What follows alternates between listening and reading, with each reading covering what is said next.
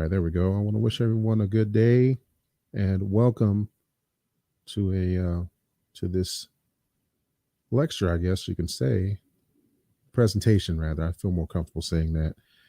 And relearning civics. Let me drop the banner. Give me 1 second here. Because I'm here now. Relearning civics and understanding of the framework. I'm your host today, Adult A, Man+noble TV, and learn more truth.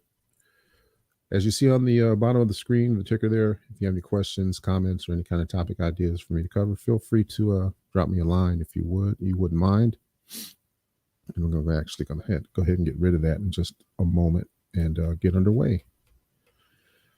And what I intend to do is go over the basics of civics and how it was really established, the framework behind it, mainly who was involved and the intentions associated with, hold on a second, dealing with civics, because civics, actually is a part of, well, who we are.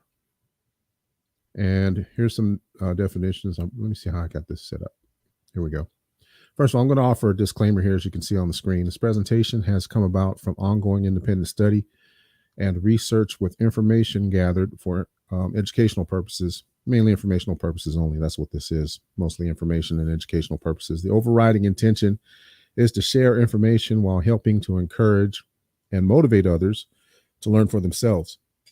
All sources contained within this material here, material presented, can be cited and made available upon request. Reasonable inquiries are welcomed at noblemormon@gmail.com, noblemormon@gmail.com. Again, reasonable inquiries are accepted.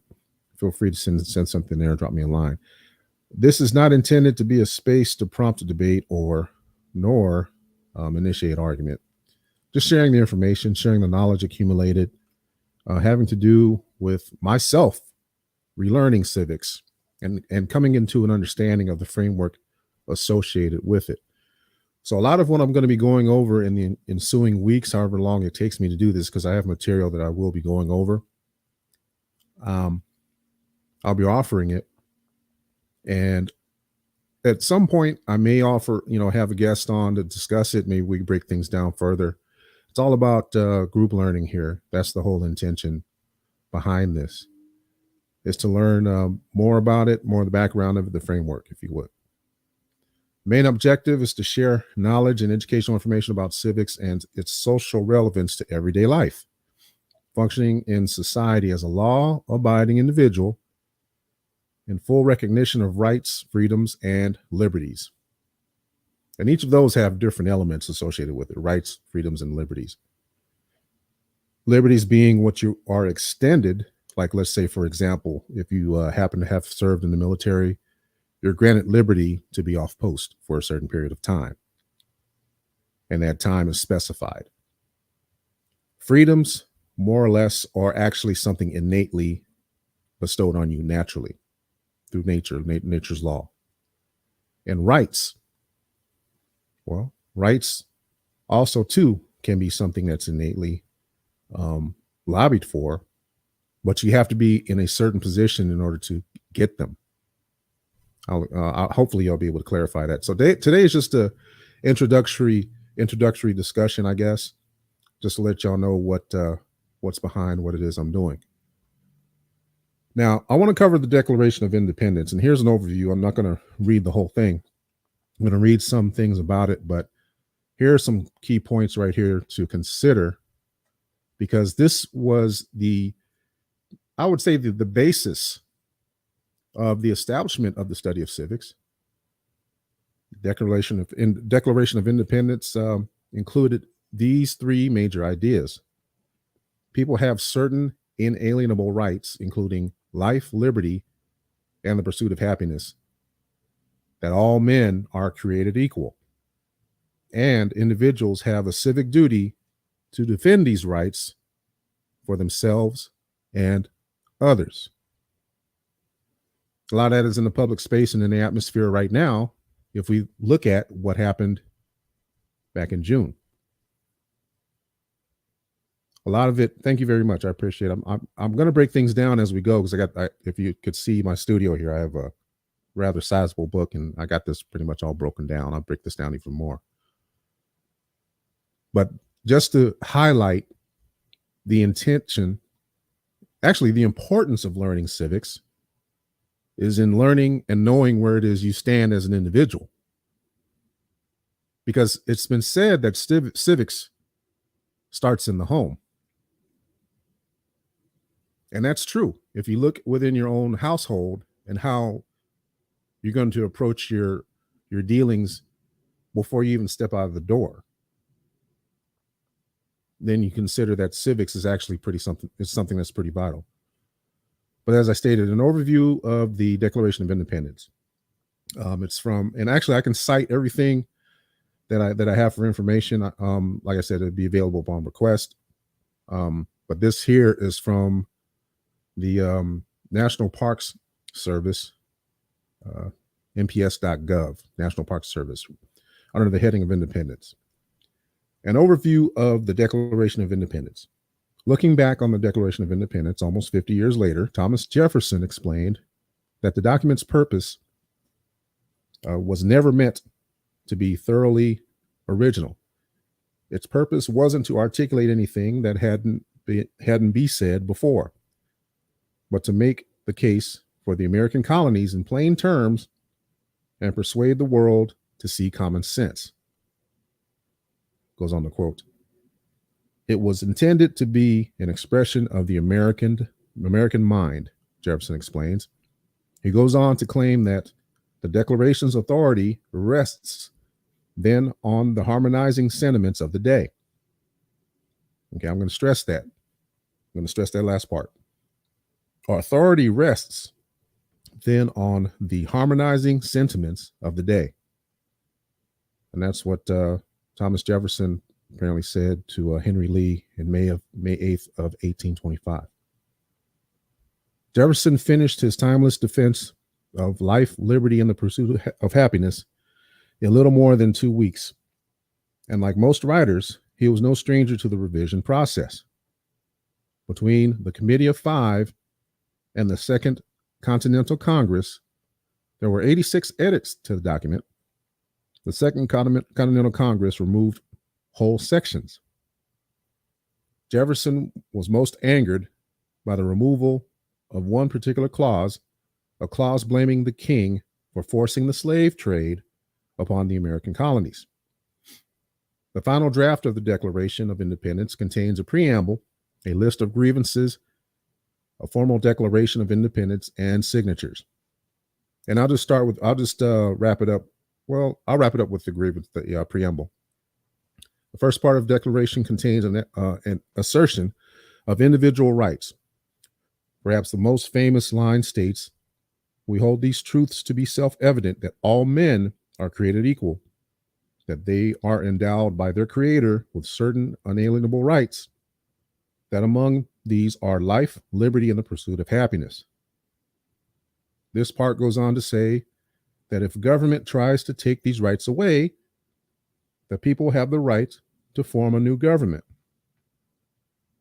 Okay, that's something to think about. I want to hang my hat on that part right there. The people have a right to form a new government. All right, I said that. I just repeated that for emphasis, something to think about. Jefferson also addresses a counterclaim in this section, acknowledging that prudence, indeed, will dictate that governments long established should not be changed for light and transient causes. He counters by reminding his audience of the long train of abuses and usurpations that makes it their right. It is their duty to throw off such government and to provide new guards for their future security. Okay, and it goes on to that. I'm going to skip down the document a little bit more. And signatures. There are 56 signatures on the Declaration of Independence. 50 men from 13 states signed the document on August 2nd in 1776. The other 6 signed over the course of the next week or next year and a half as the president of the Second Continental Congress, John Hancock signed first. Let me get the John Hancock, that it became a saying. So there's emphasis behind that as well. He wrote his name very large. Some of the men abbreviated their first names like Thomas Jefferson and Benjamin Franklin. All these signers risked their lives when they signed the Declaration of Independence. A little sidebar on that. I saw a program last night about Freemasonry and such. And it even touched on the Declaration of Independence, the foundation of Philadelphia, and everything else surrounding that. We can probably touch in on that a little later. I actually want to go over the United States Constitution as well. But again, this is just introductory today. Just want to go over some things having to do with civics and the underpinnings of it, the framework involved with civics. So to go over these points again, just to be sure, it had three major ideas that you can see on the screen there. People have certain inalienable rights, including life, liberty, pursuit of happiness. All men are created equal. Now, that's the sticking point. All men are created equal. That specifies a particular status, that you have to be acknowledged as a man. And it has nothing to do with gender here, but it just specifies what you lawfully should be and in rightful position to assert such rights. And that individuals have a civic duty to defend these rights for themselves and others. So it's your duty to have an understanding of civics as it relates to your positionality in this country. And I would further say, in order to be free. So these are things that in actuality are coming into the fruition for people right now that are migrating here from overseas. There are 100 questions, and actually I'm not going to go into them today, but there are 100 questions that are on the United States citizenship test. And a lot of these topics that we're covering here are on that test. And if you would ask any person on the street that was, born and raised here, would they know any of these? Likely not. There's very few people, even myself included, that know all the underpinnings of this. And I think we tend to believe that when we're born here, there are certain extensions of rights automatically. But it's important to each one of us as individuals to know these rights. Because, like they say, ignorance of the law is no excuse. It sounds cliche, but it's true. Because if you don't know the law, you don't know your standing. And that's something to seriously consider. And this is the underlying purpose behind me doing this as well. It's not necessarily for now, it's for the future. As I'm learning, I would like to think someone else can. It's in the spirit of compiling information, compiling the data, sharing information with others so that they'll have the knowledge to share with others. Basically, and I don't position myself as a teacher, but, here we go. So what is civics? What's civics? Civics is a social science dealing with the rights and duties of citizens.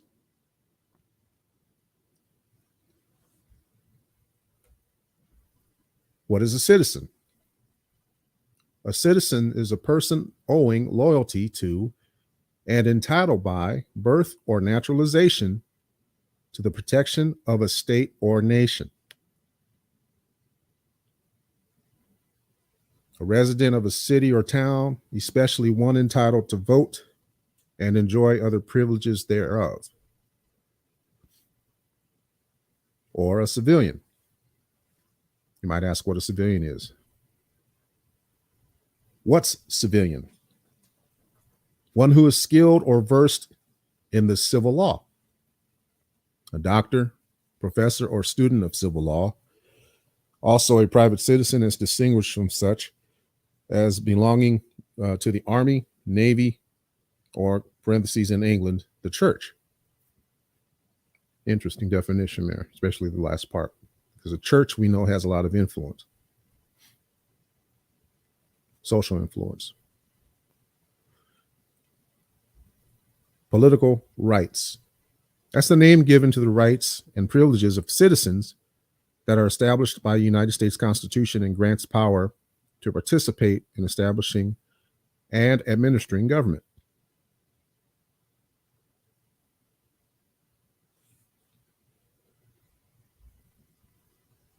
Additional importance of civics, and this is more opinionated, but this is also documented as well.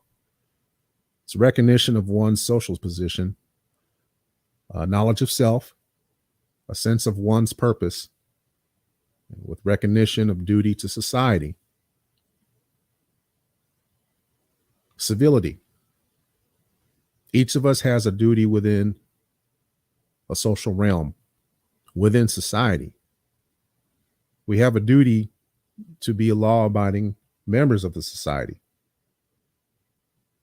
We have a duty to treat each other with respect and dignity. But at the same time, we need to understand who we are and where we're positioned within a given society. A society where we have to, basically assume our affairs publicly within the social setting, day-to-day business.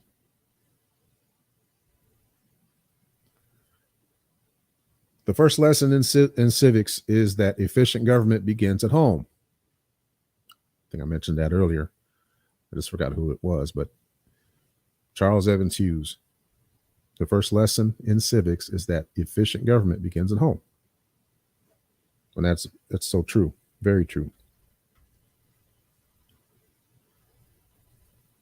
Knowledge will forever govern ignorance, and the people who mean to be their own governors must arm themselves with the power which knowledge gives. So that's what this is all about, folks. This is all about arming people with knowledge as I disseminate the information. And it's, by and large, it's not that complicated. It's just a matter of studying and committing to self-study and sharing the knowledge that you might acquire. So like I said, this is just a start to what it is. Actually, hold on. I think I had something else. Yes, I sure did. Oh, some history here. Let me back that up. Let me back up a little bit. Go back to this. Give me 1 second. Here we go. Get my slides right. No, I'm not leaving right now. I was going to leave, but I guess I jumped ahead of it a little bit. Didn't mean to. My apologies. Forgive me. Let's see here. All right. That's what I wanted. Okay. Civic education. Before 1900, the social sciences offering of American high schools, that was offered to American high schools rather, was restricted to European and American history. In the 20th century, however, many new subjects in this field have become popular and introduced into high school curricula. Despite the surge of mathematics and science after Sputnik, which was the first space satellite that came from Russia, of the USSR, in 1957, a growing interest and awareness in the social sciences is found among all curriculum builders. Clearly, then, curriculum building in the social studies is a healthy ferment. The real growth of public education, scratch that, wait a minute. The real growth of civic education began during the first 2 decades of the 20th century. Since the 1920s, it has been slow but steady.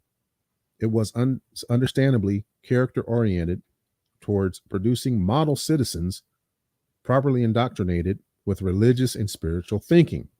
In addition, it was geared to the individual and traditionally referred to as citizenship education. World War I added impetus and direction for learning about citizenship. After the war, when we returned to normalcy, social upheavals were scarce and social unrest infrequently experienced by the United States. Excuse me a second.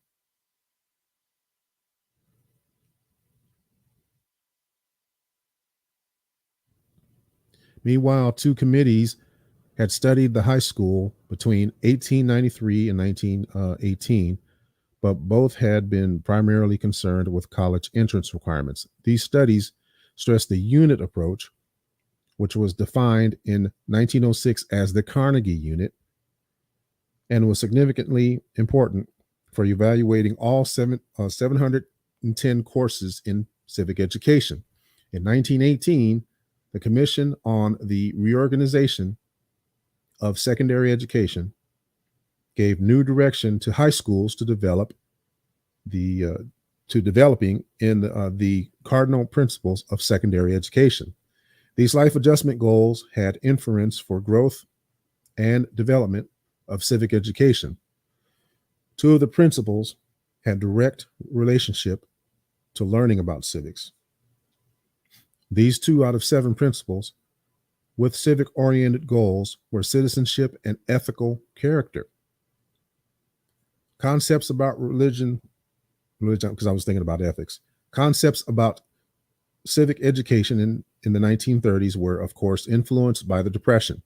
The upheaval of the 1940s further increased interest in social problems and ways to improve economic and social order.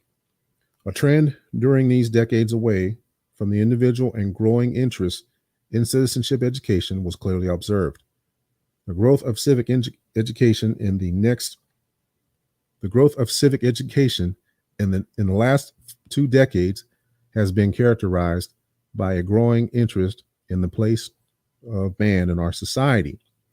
Political specialization, sociology, psychology, subtleties of political science, and other additional facets have recently helped to change man's view of understanding man. Behavior of man through observation and study has contributed significantly to this understanding. So, in the next week to follow, I'll be starting with the first, I guess you can say, lesson in this involving civics and civics education. So this is all I have for today for right now. And I hope you enjoyed this presentation. And this is what I was supposed to do towards the end right here. So I want to thank you for watching, even if you catch this on the playback. And it's my hope that it's helped encourage you in increasing your learning and understanding of everything pertaining to this topic matter, the subject of civics today. And in the future, I hope to be going over the Constitution as well, because this also plays into this knowing law and knowing of yourself. So thank you very much for watching, and we will catch you hopefully sooner than later. All right. We'll see you. See you soon. Have a good day. Bye-bye.